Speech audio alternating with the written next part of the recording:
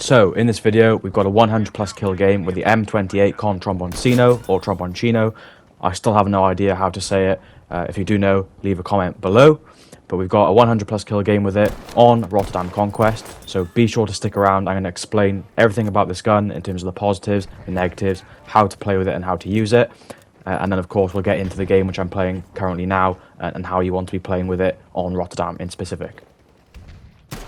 I'll start by saying that this was one of the hardest guns to get 100 plus kills with originally in my original challenge of 100 plus kills with every single gun in Conquest.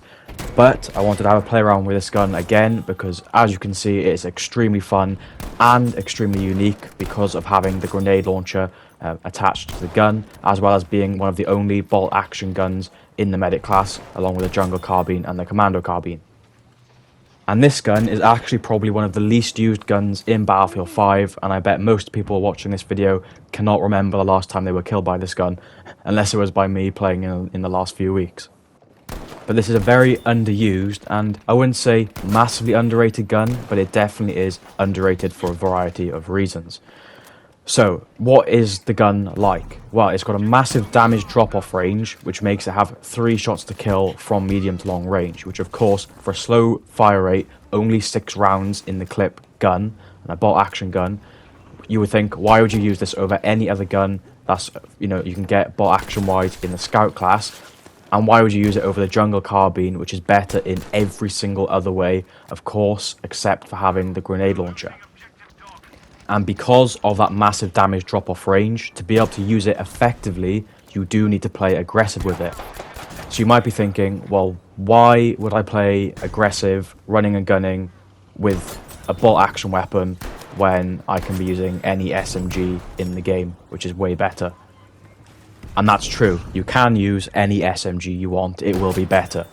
But this gun gives you precise accuracy on medium to close range targets for one-shot kills with headshots. And as you can see here, the grenade launcher makes it so easy to take out enemies with a melee kill, even from the front, because you can do enough damage to the enemy by using the explosive, and then you can go straight in with a insta melee kill takedown. So you'll see throughout this entire video, I'm running around with this bolt action gun that's in the medic class, and I'm just destroying enemies that are using the ZK, Type 2As, even a shotgun you'll see, and they can't do anything about it. And that's because I'm using the grenade launcher to get insta-kills on the enemies. And you'll already know from watching my sniper guides, you can even use the bolt action weapons to just get a quick hip fire shot with the bolt action, normal bullets of the gun, and then go in for a melee kill. So the added effect of having the grenade launcher on the gun just makes it so much easier to do damage within a massive area and still get the melee kill takedown.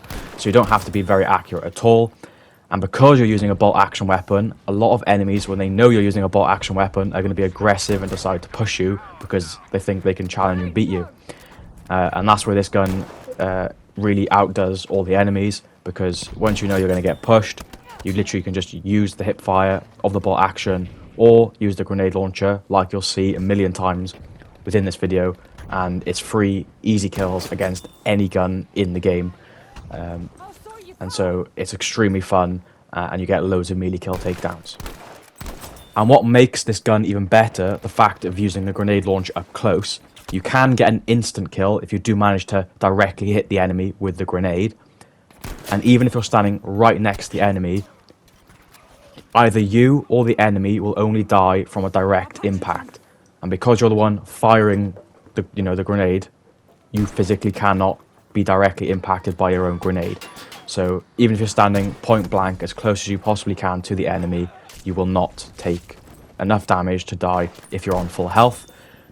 And of course, this gun is in the medic class, and so you're able to constantly heal yourself, and whenever you're going into that next gunfight, you're never really going to die because you're always on full health. And so you can see multiple examples here of me turning this bolt action sniper in the medic class into an aggressive weapon simply by using that grenade launcher to put damage on an enemy and then push them as much as possible.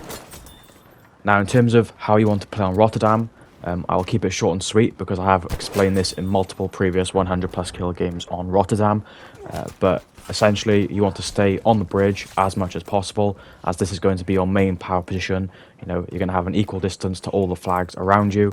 You've got the longest lines of sight and distance to be able to utilize high skill levels of long range ability to be able to maximize the most amount of enemies you can see throughout the course of a game, and therefore the amount of kills you can get across the entirety of a game, as well as the bridge being an elevated point off the ground, so you can safely use that to travel across the map with the least amount of possible enemies on the same, you know, elevated level, being able to see you and shoot you. So you've got plenty of cover with all the different trains, as well as the railings on the side, which if enemies on the ground level shoot at you, you can just move back away from the railing and they can't shoot back at you. When using guns where you do need to be a bit more aggressive, however, and therefore it becomes harder to be good at long range, flags such as D flag or E flag are going to be some of the hot spots for close range engagements, which will be beneficial to you using an aggressive close range weapon, and is where you're going to be able to survive a lot more and get a lot of kills as well. So let's get into this game in particular. Here I'm just pushing the enemy's E flag. You can see I'm pretty much always, when I'm aware of enemies being near, I'm always getting the grenade launcher ready, because it's just a quick, easy kill, and it's the best way I can be and survive using this gun aggressively, is of course using the grenade launcher to ensure I can get an instant melee kill on any enemy, no matter what gun they're using.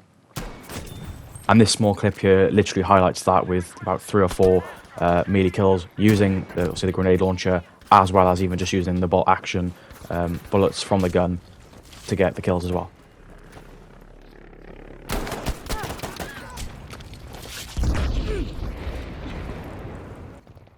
So we're in the final stage of the game. The enemy's got 60 tickets left. I think I'm about 9 kills off. So I'm here now panicking, thinking, how am I going to get 9 kills in 60 tickets? So I'm going a bit less clean. I'm overfiring way too many bullets, and just trying to find as many enemies as possible. So we are going to push E flag. That's just the main point where I'm close to at the moment, and enemies are going to be constantly coming still from their spawn as we're capturing it. So that was the guaranteed place where I thought I could find the most amount of kills at the end of this round.